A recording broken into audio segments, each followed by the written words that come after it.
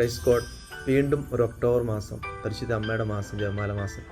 കഴിഞ്ഞ നാളുകളിൽ ജപമാലയിൽ പരിശുദ്ധ അമ്മയോട് ചേർന്ന് നിന്നപ്പോൾ എൻ്റെ ജീവിതത്തിൽ സംഭവിച്ചത് ഒത്തിരി അനുഗ്രഹത്തിൻ്റെ, സന്തോഷത്തിൻ്റെ ദിനങ്ങളായിരുന്നു.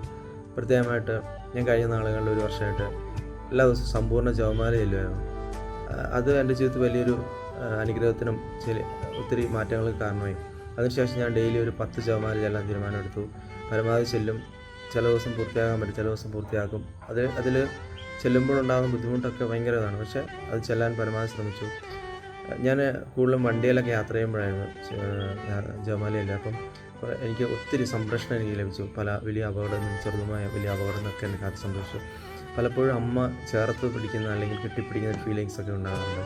ഒത്തിരി സന്തോഷം. കാരണം ജീവിതത്തിൽ തളർന്നു പോയപ്പോൾ ഒത്തിരി പ്രത്യാശ നൽകിയത് ഈ ജപമാല വഴിയാണ്. ജീവിതത്തിൽ തളരാതെ മുന്നോട്ട് പോകാൻ വലിയൊരു മോട്ടിവേഷനായിരുന്നു ഈ ജപമാല. തീർച്ചയായും പരിശുദ്ധ അമ്മയോട് ചേർന്ന് നിന്നപ്പോൾ പ്രത്യേകിച്ച് ഒരു ജപമാല മാസത്തിൽ നമുക്ക് ഒരു ജപമാലയെങ്കിലും ചെല്ലാം. ഇനിയിപ്പോൾ ഒരു ജപമാല ചെല്ലുന്നവരാണെങ്കിൽ കൂട്ടി ഒരു ജപമാലയോട് ചെല്ലാം.